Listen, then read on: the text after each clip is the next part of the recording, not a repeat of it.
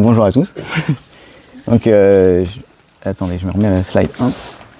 Donc, je m'appelle Sébastien Flory, je travaille chez Dust en tant qu'ingénieur. Et j'ai été le DRI du projet de MCP chez Dust, pardon. C'est mieux? Oui, beaucoup mieux. Donc, j'étais le DRI du projet MCP chez Dust, qui a consisté à intégrer tout le protocole MCP à la fois pour nos outils, enfin les outils qu'on propose à nos clients, et pour que nos clients puissent intégrer des serveurs MCP à eux ou qu'ils connaissent dans Dust. Donc DRI chez Dust, ça veut dire Directly Responsible Individual, en gros chef de projet, quoi. Mais je suis un ingénieur et je code. Donc je vais vous présenter Dust rapidement. Dust, on dit que c'est l'OS AI pour les entreprises, donc on est très focus entreprise. Et notre but, c'est de permettre de créer une plateforme où les entreprises puissent utiliser les IA de manière sécurisée et dans lesquelles elles ont le contrôle sur ce qui se passe. Parce que les entreprises, elles ont souvent besoin de savoir quels outils sont utilisés, quelles sources de données sont accédées, etc. Donc, on a un écosystème d'applications que les utilisateurs peuvent utiliser. Donc, on a une web app, on a une Chrome extension, on peut interagir via Slack, on peut interagir via une command line interface. On a une intégration de Dust dans des outils externes comme Front, Zendesk, Zapier, etc. Et on a aussi du coup une place centrale pour que les admins puissent manager tout ce qui est IA dans leur entreprise.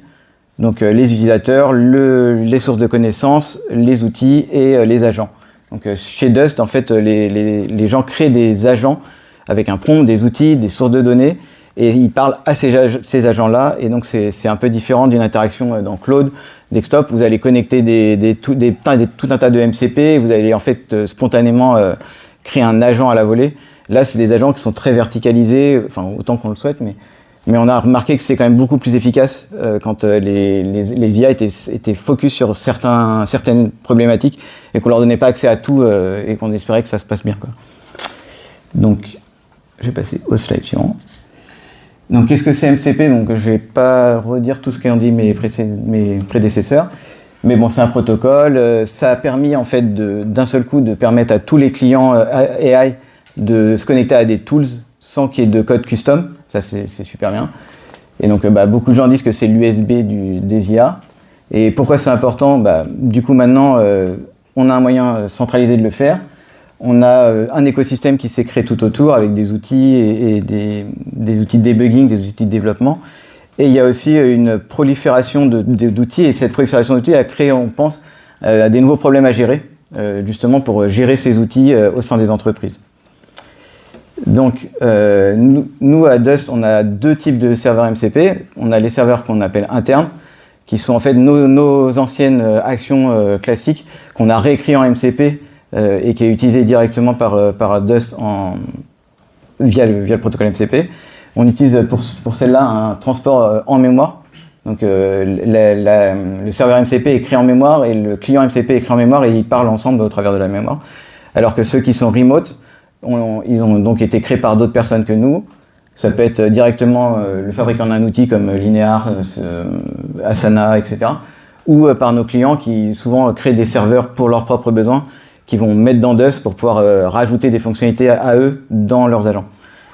Et on voulait vraiment que nos outils internes que les outils externes puissent bénéficier du même support au sein de Dust que les outils externes, ce qui n'était pas le cas avant. On avait un système pour faire des fonctionnalités externes qui étaient beaucoup moins flexibles.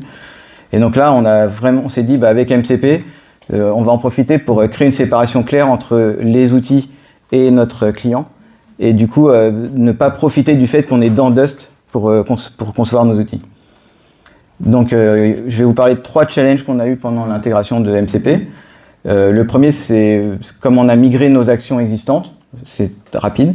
Le deuxième, c'est comment on a intégré les MCP au sein de notre système de permission et de tout notre système de management.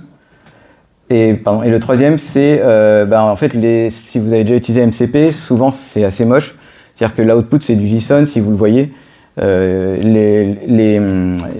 peut pas il y a des features qui étaient pas facilement intégrables via MCP nativement, donc on a rajouté des trucs par-dessus et je vais vous raconter un petit peu comment. Donc, pourquoi on a décidé de transformer nos actions historiques en MCP? Nos actions historiques, c'était search, par exemple, très classique, semantic search avec du RAG. Les gens, ils pouvaient dire, OK, mon Notion, mon Slack, mon Google Drive, je veux chercher dedans. Ça devenait une function call de l'agent. Extract qui permettait de faire sur les documents une extraction JSON, faire des queries sur des bases de données ou des bases à la volée. Tout ça, c'est des actions qu'on proposait avant. Et on avait besoin de les migrer en MCP avec le système interne. Et pourquoi? Parce que déjà, on voulait avoir un seul système. Et deuxièmement, chaque action custom prenait énormément de code. Je vais vous montrer. Et c'était très chiant à écrire, très chiant à review. En fait, tout le monde freinait des deux pieds pour en créer des nouvelles parce que on savait que derrière c'était une plaie. Et parce qu'il pour l'intégration, etc. Donc on s'est dit, on veut un système qui est ultra simple, ça sera MCP, il y a des outils et tout, on va le faire comme ça. Donc là, je vais vous montrer si la... Je sais pas comment je peux faire play sur ça, attendez. Merde. Donc comme ça ne tenait pas sur un seul écran, je vous ai fait une petite vidéo du code d'une fonctionnalité qui était GitHub Create Issues dans l'ancien système. Donc ça, c'est ce qu'on a envoyé à review. Et ça fait pas plaisir. Donc je vais laisser tourner un petit peu. Et ça, c'est create issue. Imaginez qu'il y a get pull request, il y a write comment, etc., etc. Et donc c'était multiplié par le nombre de fonctionnalités. On avait aussi un pattern qui était une action, un tool, une action. Et aujourd'hui, avec MCP, c'est plutôt un serveur plein de tools. Donc il y avait aussi ça, c'est qu'à chaque fois qu'on rajoutait un tool, c'était une nouvelle action, etc. Donc, vous savez, c'était un peu long. Bien.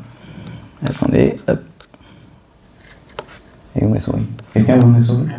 Oui, merci. Hop. Voilà. Oui. Je suis désolé, elle apparaît pas sur mon écran. Là, c'est en haut au milieu. Hop. Ok. Non, je vous jure, il bloque. Essaye en bas. Ou en haut? En bas. Ça, vas-y, je la vois pas. Je connais.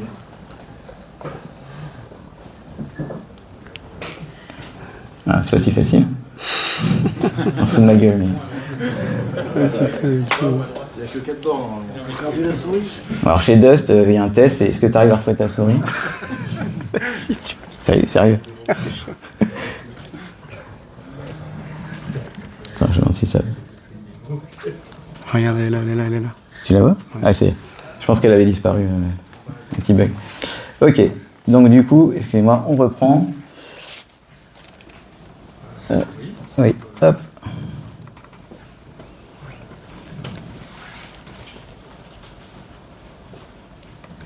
En fait, quand il y a YouTube, ça le perturbe, je crois.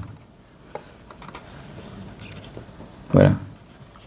Ok, excusez-moi.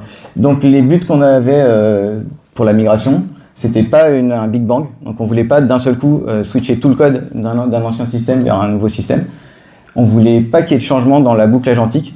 Ce qu'on appelle la boucle agentique, c'est quand l'agent on lui présente des options, des tools, il prend une décision, il prend le résultat, il dit ah bah non ça suffit pas, donc je vais faire une autre demande, un autre tool, etc. Et ça c'est comme ça que ça marchait déjà. Et donc on voulait pas que ça change, on voulait que les MCP soient exactement ISO avec l'ancien système pour que les deux coexistent en simultané.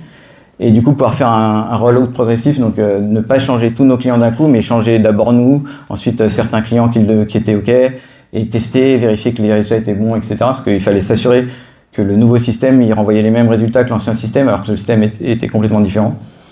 Et donc ça nous a pris à peu près un mois, on a réussi à tout basculer. Aujourd'hui, il n'y a plus rien qui tourne sans MCP. Les anciens, le code est encore là, mais on va le virer. Et ça, c'est pour vous montrer la version de ce que je vous ai montré en vidéo tout à l'heure, c'est plus que ça comme code. Donc c'est quand même beaucoup mieux. Alors tout autour, il y a un système qui gère le MCP, mais il est commun à toutes les actions qu'on fait.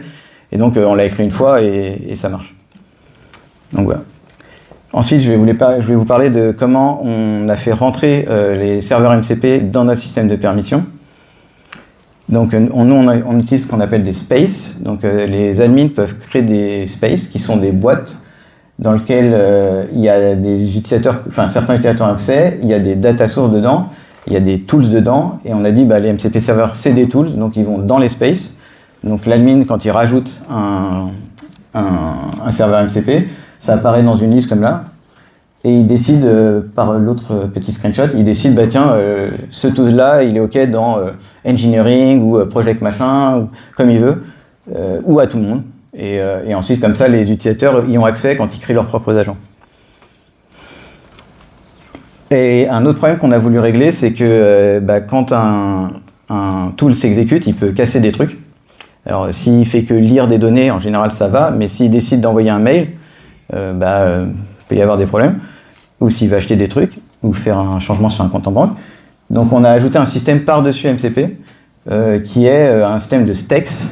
Donc, quand un tools est ajouté, quand un serveur est ajouté, chacun de ces tools est labellé par l'admin avec un level de STEX.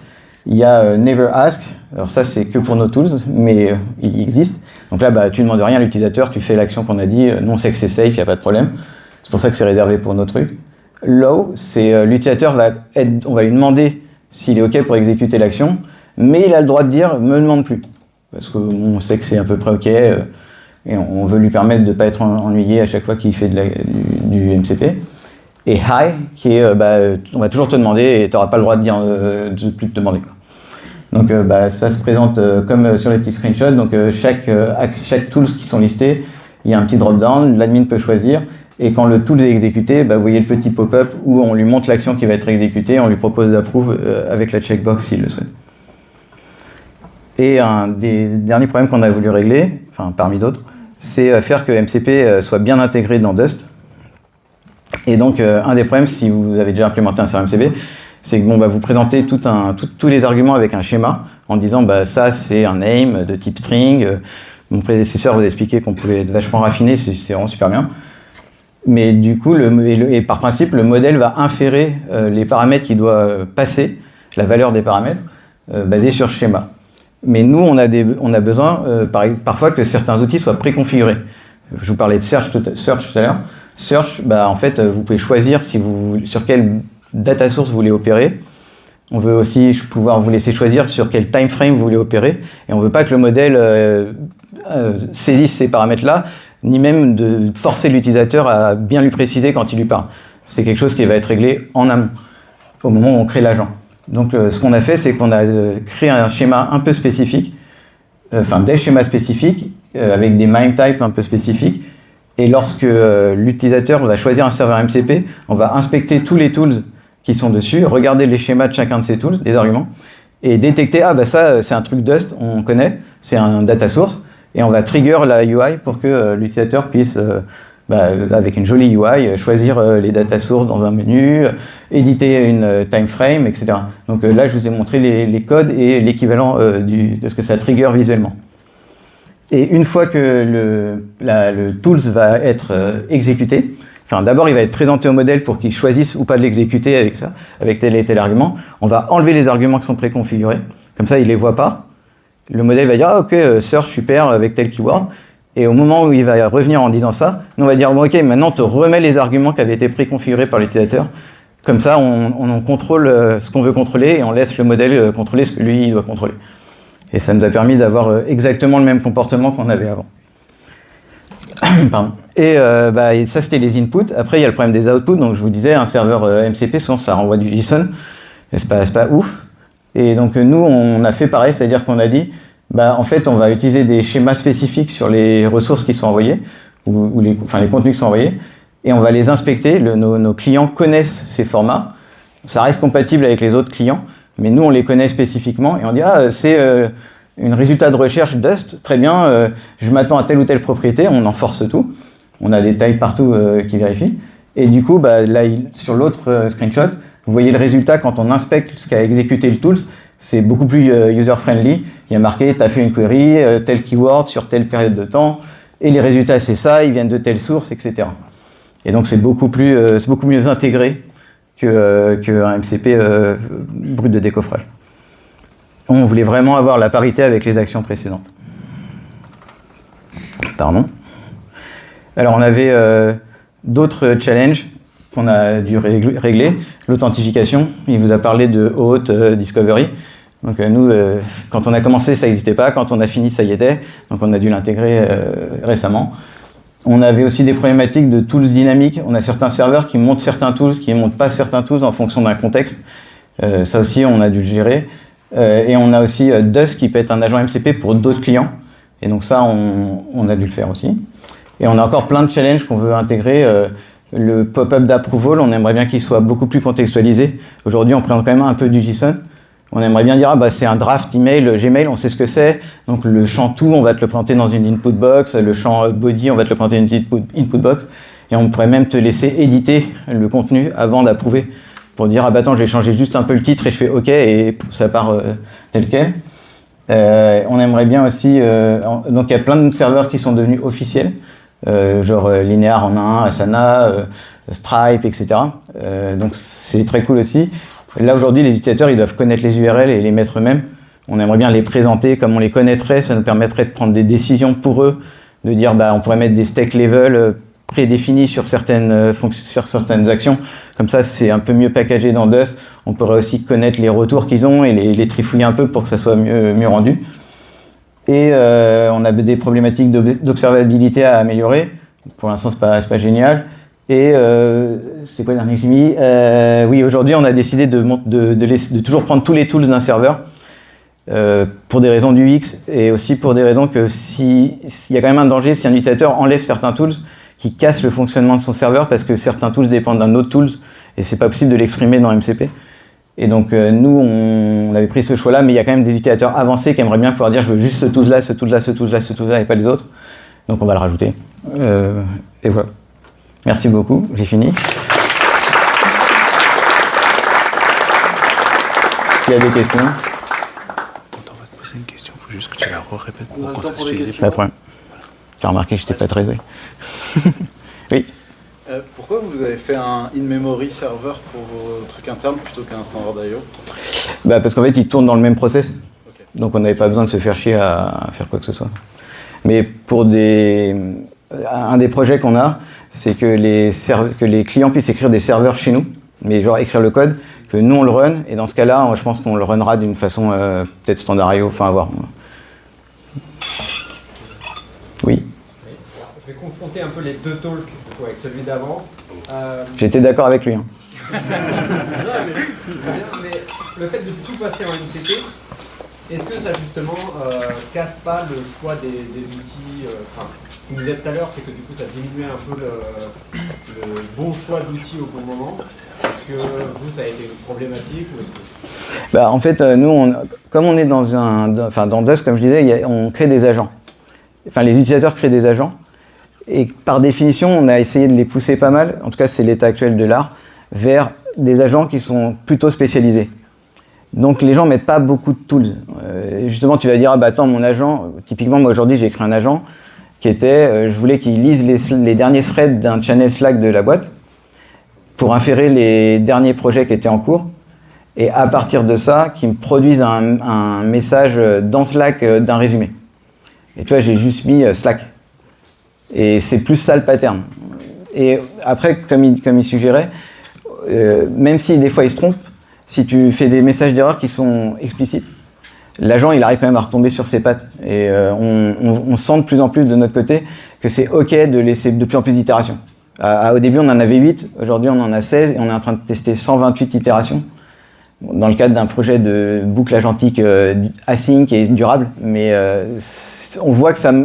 Si tu regardes Claude Code et que tu inspectes un peu comment il fonctionne, ce qu'on a fait, en fait, il présente énormément de tools, genre une vingtaine de tools si je me souviens bien, et ça marche, tu vois.